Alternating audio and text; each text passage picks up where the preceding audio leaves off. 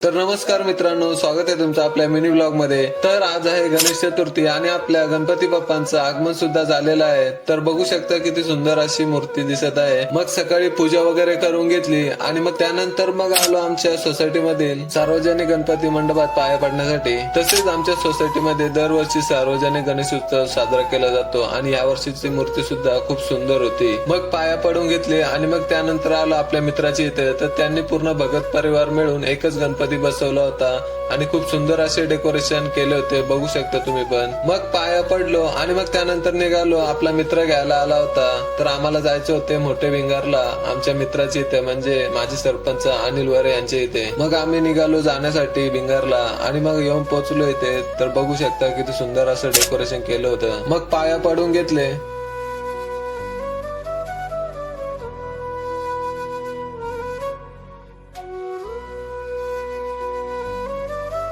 मग त्यानंतर निघालो आम्ही घरी जाण्यासाठी।